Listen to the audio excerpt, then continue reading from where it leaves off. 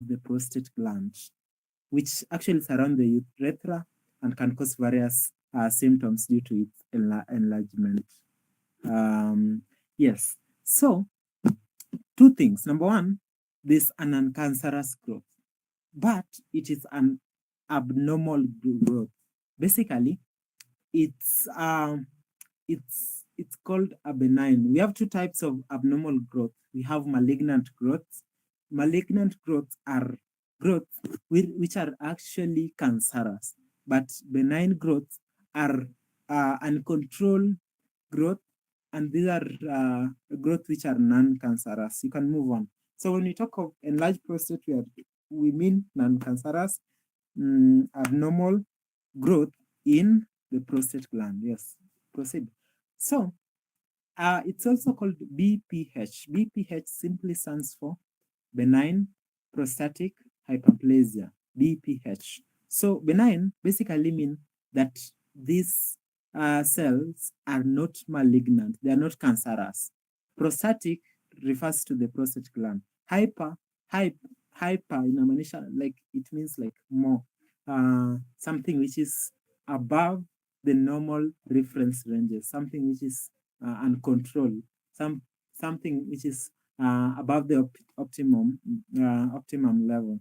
So this condition is actually common as someone grows. Majorly, we start from age 40, but ideally age 50 there, it's now manifested. Whether you are you don't you're just a normal man, you don't have any problem. Basically, the prostate gland enlarges by itself. So it's considered as a normal part of aging. That is what I'm saying. So as someone grows up, someone age, then the prostate gland also enlarge by itself. But this the reference ranges for every age. So basically means that basically mean that this a certain level that when the growth passes, then we are now saying that this is now an abnormal condition. Yeah, you can proceed. So, yes, go to the next slide. Yes. So, what are some of the causes of BPH or benign prostatic hyperplasia? Number one is that these are just predisposing factors. But as I've said, as someone grows age, I mean, their prostate naturally enlarge.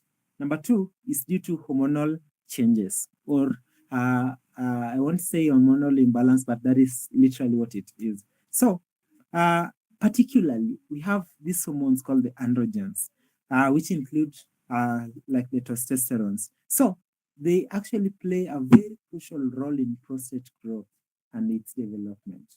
And so, when this hormone actually the level actually changes, then like varied levels of this hormone called the testosterone. Of course, we say this is the main hormone in the male system. And so hormonal changes, specifically testosterone, and this is specifically when this high level of testosterone, then we can present to with BPH. And ethnicity is also a cause, and this is linked to people from the Western side, where they have uh,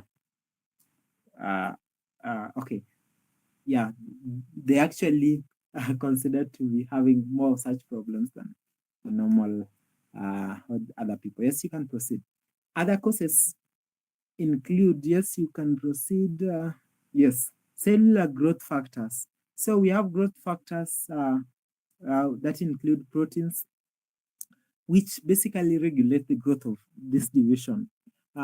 When this change in balance of these factors within the process, and this may lead to increased cell growth and enlargement. This is directly linked to whatever you eat, because proteins only comes, by the way, protein comes from whatever you eat. So there are some foods which really render you or increases the chances of you having BPH. Obesity is also one of the predisposing factors. And guys, there's nothing good with obesity, as you've been able to see. Think of any lifestyle disease and attach obesity as a risk factor therein. That is to say, think about hypertension, think about diabetes, think about even arthritis itself.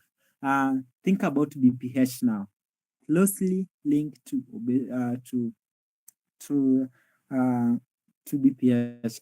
And one of the reasons why obesity is linked to BPH, because most of the obese patients literally or at some point, majority of them are not, their hormones are not really balanced. So that is one of the causes that we talked about. Of course, we also have lifestyle changes where this the physical inactivity, someone is just there. Of course, this is one of the causes of obesity. And also, whatever you eat, and this can include now eating high saturated fats, and you rarely or you don't completely take fruits and vegetables, and this can increase the chances of you having BPH. Proceed. Now, um, uh, then yeah, thank you so much. So we also have the genetic factors where uh, BPH can also be inherited. And we've talked about hormonal imbalance. So we also have inflammation, and inflammation is actually just the swelling. So you get like chronic swelling within the prostate, uh, may may play a role in development of BPH. So this can happen maybe because of things like infections. When you are attacked by things like bacteria and viruses, basically you will experience inflammation and things like fever. So these are some of the predisposing factors for BPH. You can proceed to the next slide. So compare the two prostate gland. Of course, we have the normal one with the normal orientation.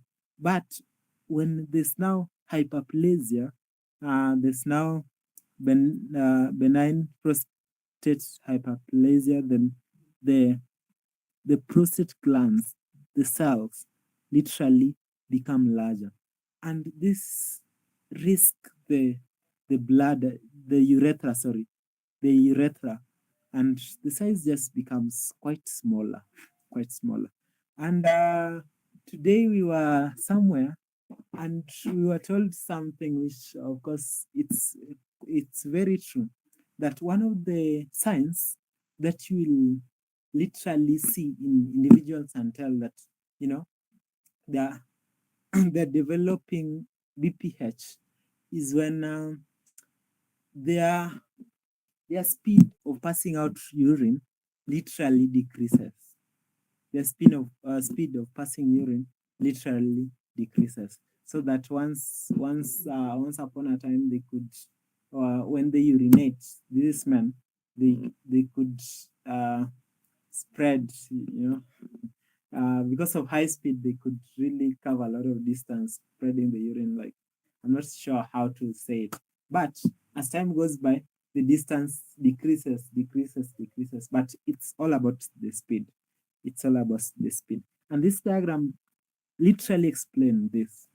The urethra, the diameter of the urethra literally becomes small. And abnormal growths, think about cancerous growth or even BPH. These cells actually don't die. Most of them don't die.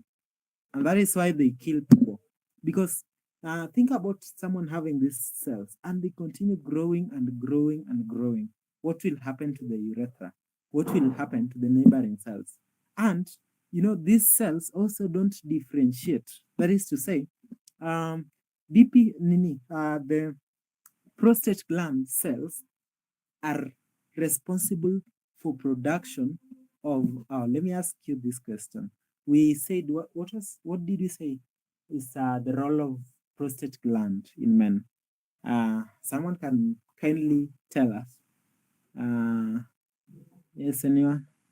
I think this was clear. This was clear last time. What did we say is the role of BPH? Oh, the role of prostate gland. Yes, someone? Oh, guys, I hope we are together, or I left. Okay, because now I can't see you guys. I know Nancy was the first person. So Nancy, what did we say?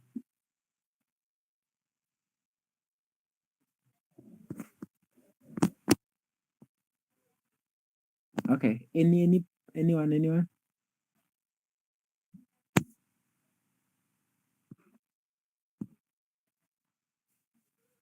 Okay, sawa. So silence mean you guys have forgotten. That should be amazing anyway. But let's proceed. Prostate is an organ which is producing part of the semen. And this semen is a fluid medium in which sperms literally flow. So it aids the transportation of sperms, and also this fluid also provides an alkaline media in the vagina of the female part, so that the acidic medium cannot kill the sperms from the male side. And so I said last time that there's a reaction that happens here called acid-base reaction to neutralize it, so that we don't have much acid. Yeah, so let's continue.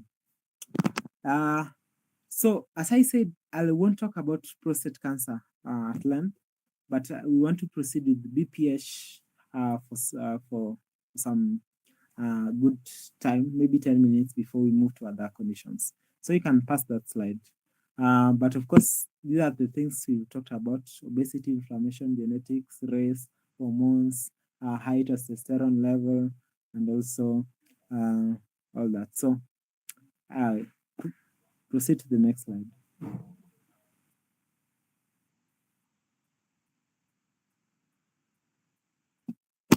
Okay. Yeah, proceed to the next one.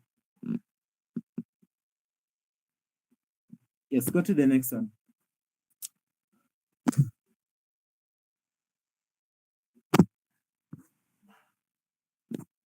Okay, nice. Thank you so much. So, so these are some of the symptoms of prostate cancer, and as well as BP. So these symptoms include number one, difficulty in urinating, simply because the urethra is actually now smaller. Weak urine flow, and I've been able to explain this even before I reach the slide. The speed of urine now actually goes down when someone is urinating. And once in a while, you can see blood in urine or semen in urine because of a dysfunctioning of the prostate gland, and also pain and discomfort in the pelvic area. This is very common. They actually feel it's very painful in the pelvic area, or in the lower abdominal area. And also this erectile dysfunction.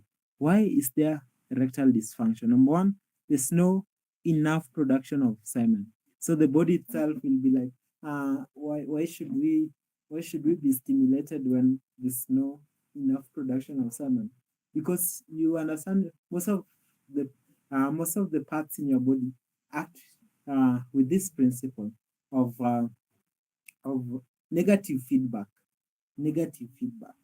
Yeah, so that is basically what happens. So you can proceed. Now, after realizing that these people are experiencing such conditions, then you really have to go and screen yourselves.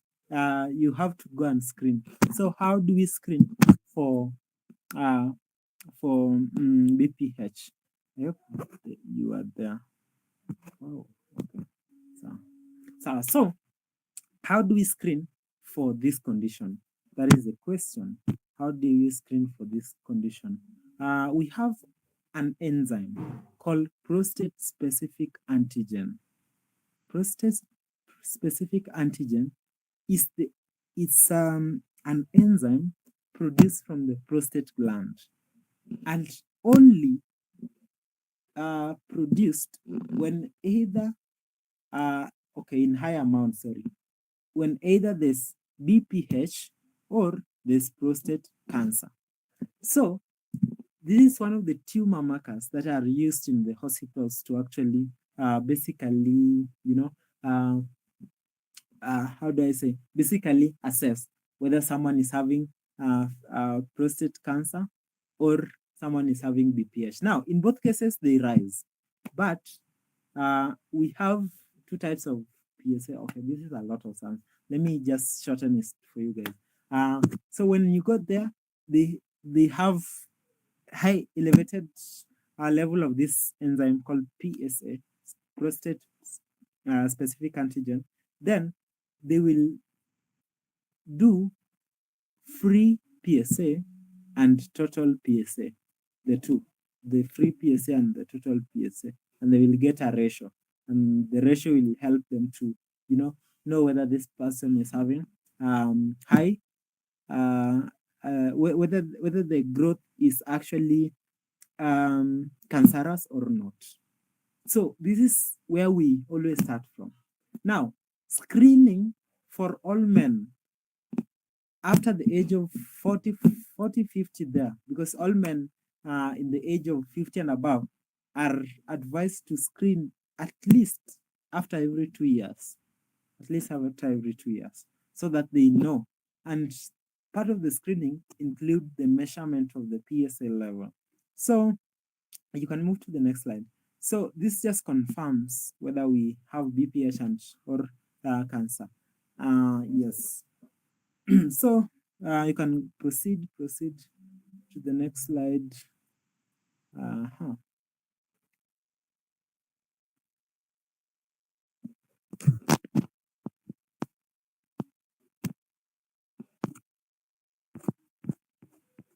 Okay, Denzel, can you hear me? You can kindly proceed. Okay, nice. Thank you. Thank you so much. Nice. Okay. The slides are quite different with mine, but it's okay. So PSA screening in men under 40 years and routine screening in men around 40 to 50 years there. And men about 55 to 69 have the greatest benefit from the screening because at this age, they're actually susceptible to this condition, BPH. And there's no routine screening for men 70 plus or men within, less than 10 to 15 years life expectancy. So because, these people are almost going, so they don't need much erectile functioning, that is to say. Yeah, you can move to the next slide. We want to move quite faster now. So treatment depends on factors like cancer stage, if it's cancer, of course. But if it's BPH, it also depends on the stage, the patient's overall health, preferences, and if it's cancer, then it may involve things like active surveillance and monitoring without surgery. We have radiation therapy, hormone therapy. I was okay. If you go to the hospital, they'll do chemotherapy, they will do immunotherapy, and they will also do targeted therapy. These are very quite complex stuff over there, but these are things that are actually being done. but we'll see from the nature side of it, what does nature has to offer for us. And these are very simple diseases. That is what I'd say. So let's proceed. Let's proceed.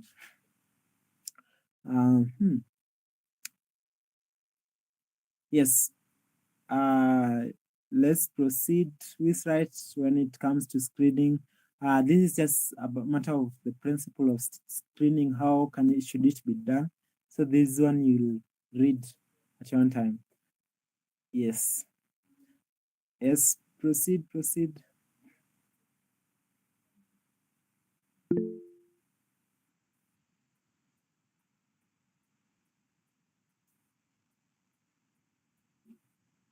Yes, you can go to the next slide.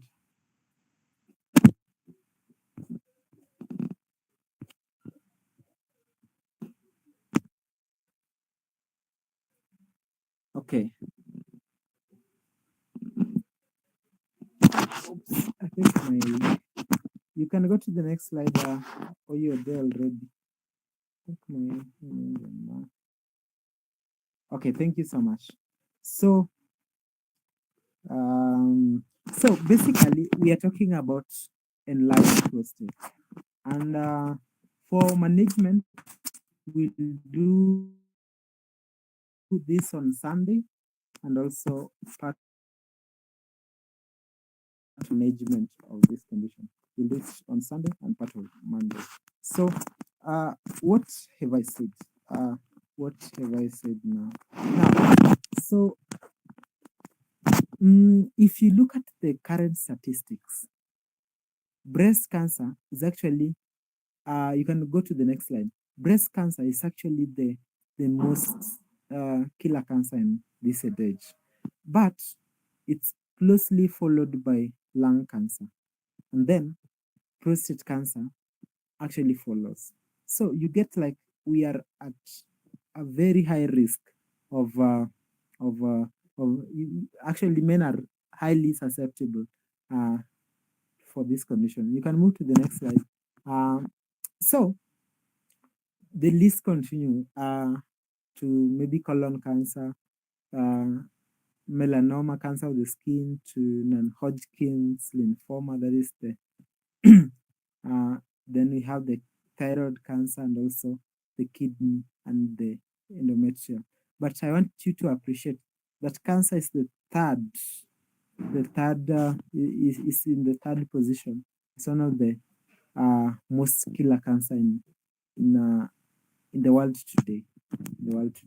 So you can go to the next slide. I think I think I'm done with all that. Now, apart from PSA screening, what should be done? Apart from PSA screening, what should be done to assess?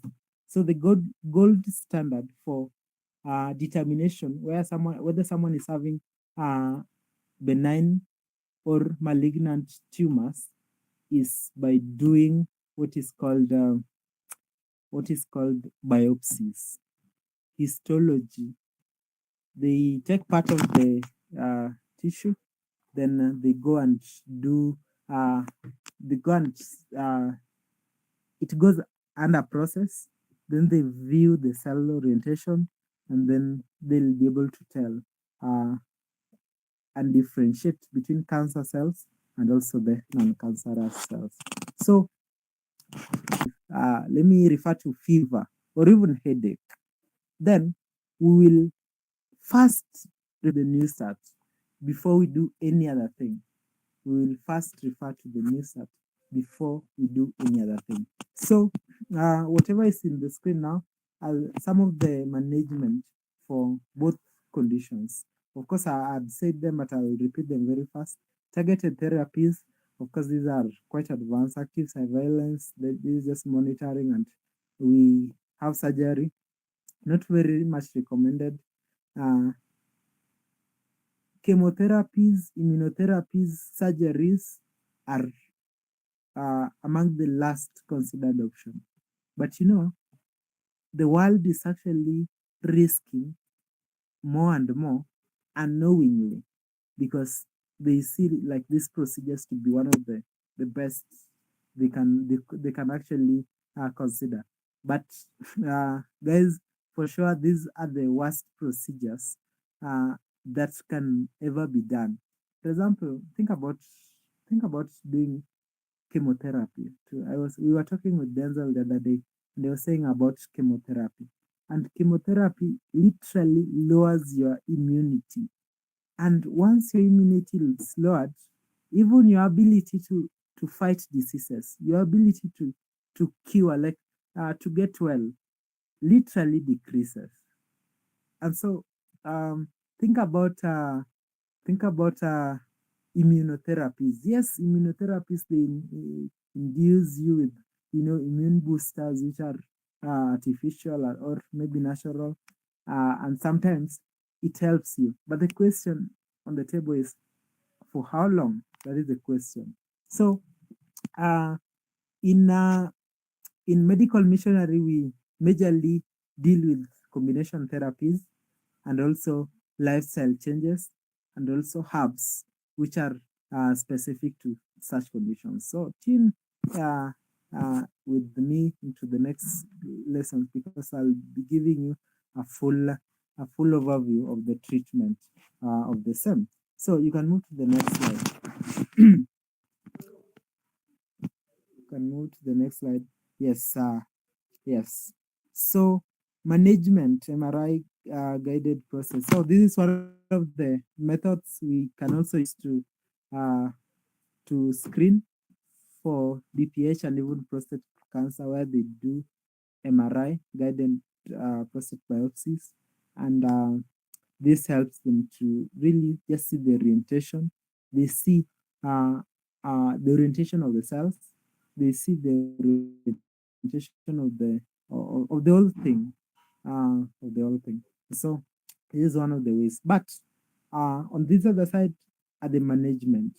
So management, the basic management we'll talk about today includes balanced diet, and um, tomatoes are actually high in a substance called lycopene, and these anti-cancerous or anti-tumors.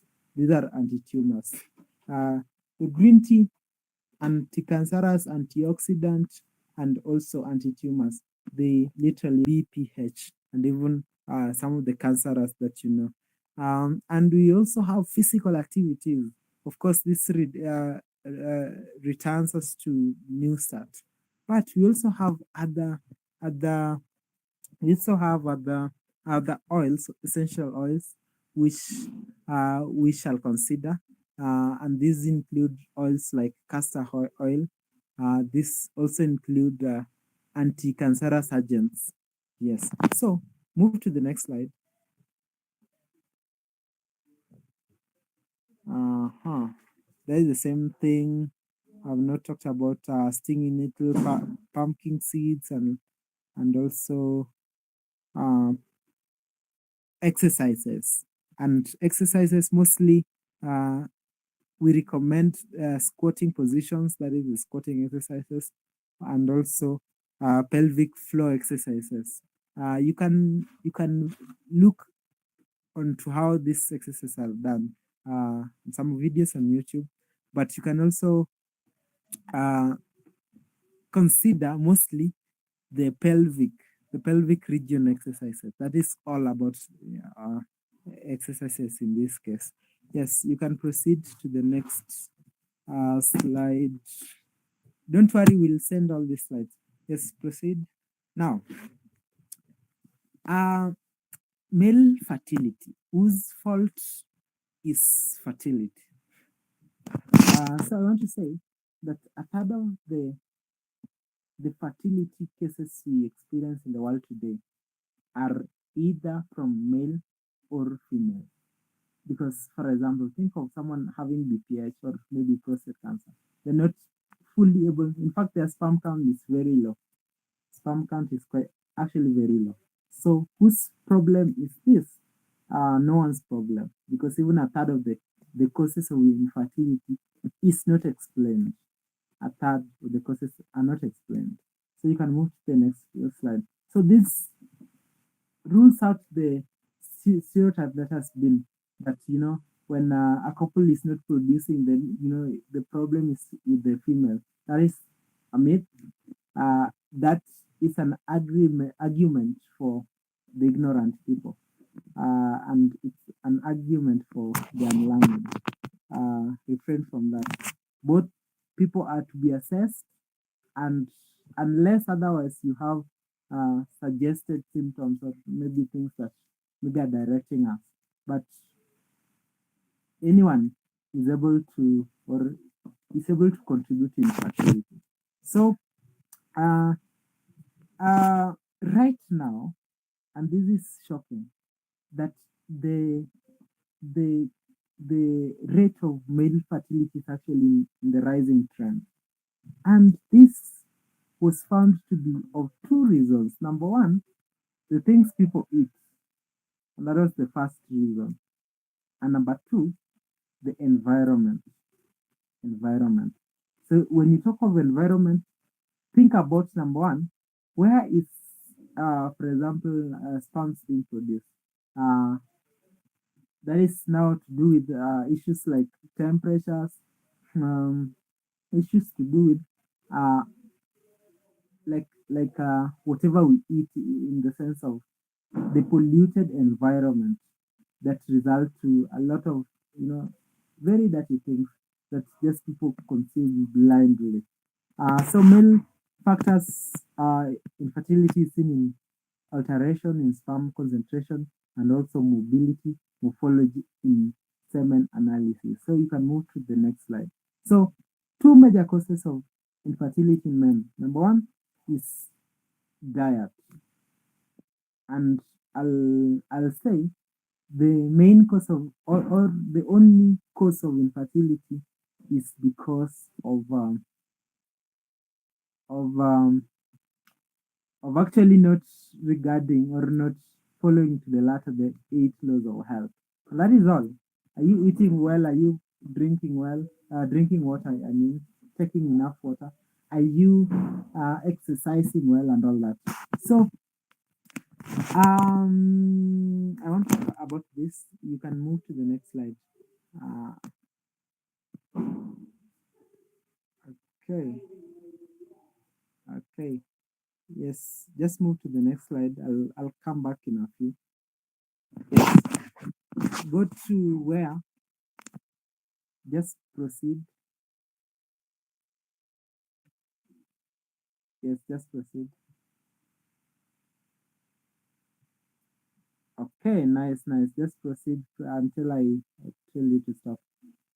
Just proceed. Okay, just proceed. Just go in front. Yeah, there we are. Now, this is all about male fertility investigations. And generally, how do we start investigating male impotence? How do we start investigating male impotence? And this stretch from the general investigation, the hormonal investigation, genetic investigation, and other investigation, of course. So the first thing is basically to take history of these people. And let me just ask you guys, what are some of the causes of infertility in men today? I know I've talked about some of them, but let me get your views on the same. What are some of the causes of male infertility in the world today? I'll expect everyone to give me at least one cause. So there we go. What are some of these causes? Just shout them. You can write them, but I implore you to shout them. Anyone?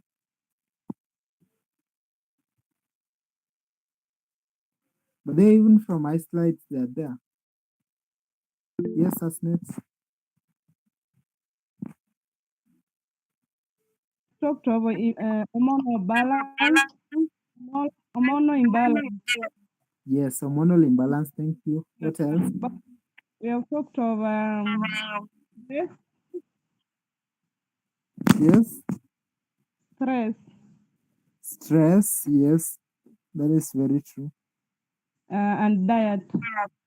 And diet. Thank you so much, Asnet. There are several. Who else? At least each and everyone should give us at least one.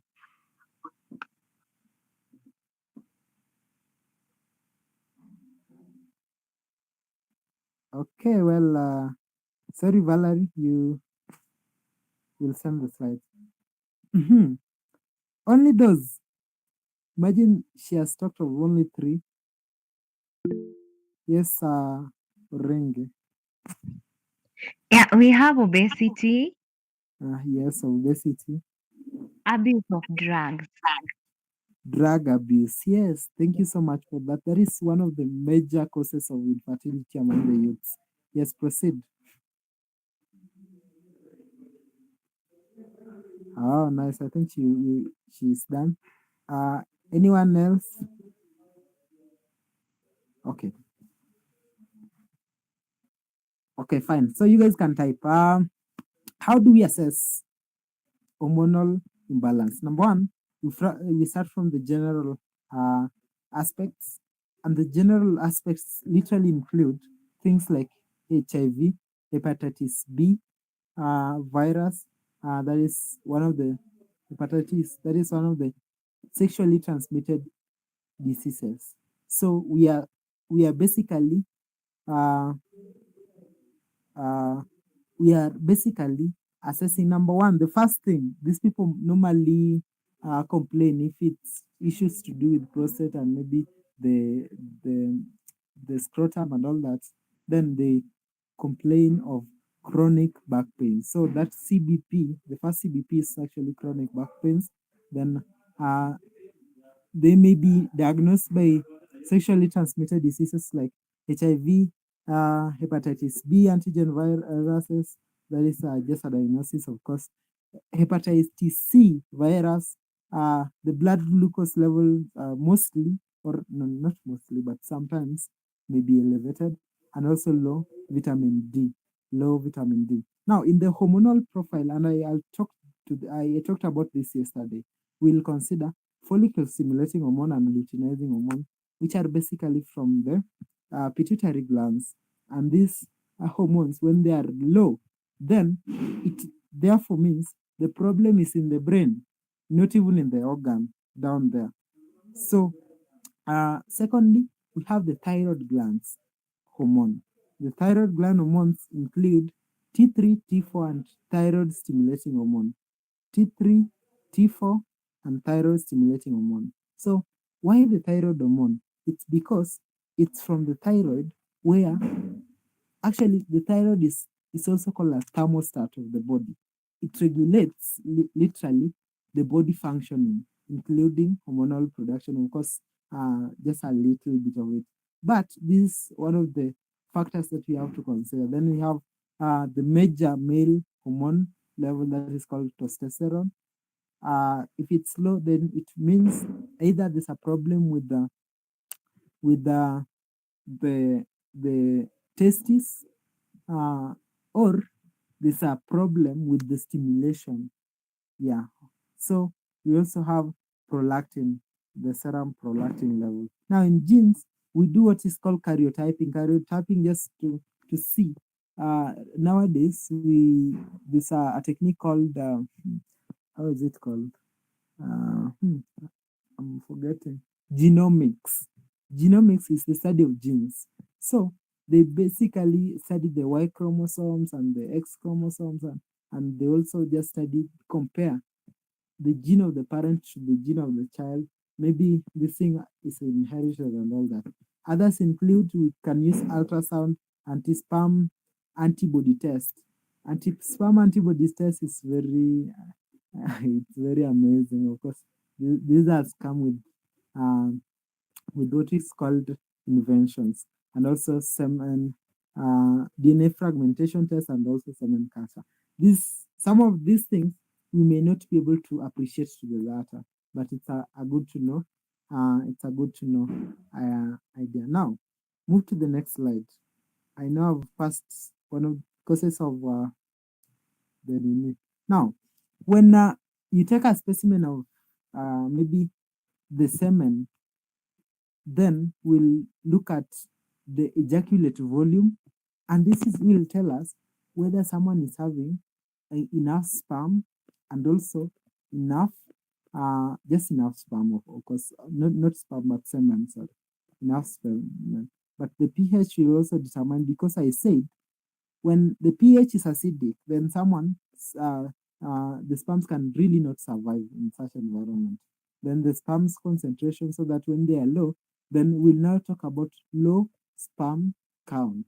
Low sperm count. Now, tomorrow, not tomorrow, but our next class, we'll talk about how low sperm count comes about, and also how to literally improve the sperm count. You can move to the next slide. Next slide, please. Yeah, the lifestyle changes now include healthy eating, good sleep, avoiding stress, moderate exercise, quitting smoking, cutting down on alcohol, and avoiding tight-fitting clothes, and holding a laptop in your lap. You know, if you hold a laptop in your lap, because your testis doesn't need like much energy, much heat. There will be much heat, and this will literally reduce the sperm production and even efficiency. So tight clothing, and just making sure like someone is just hot every time.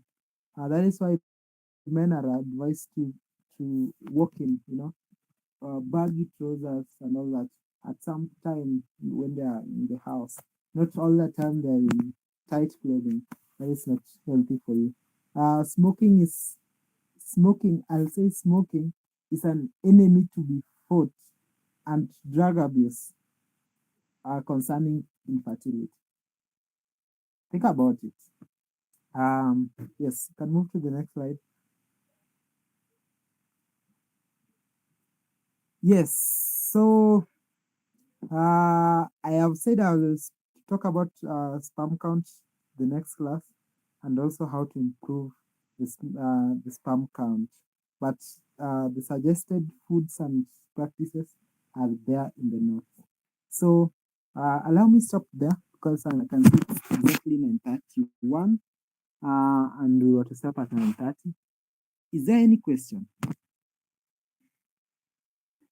We shall proceed there next time. Is there any question?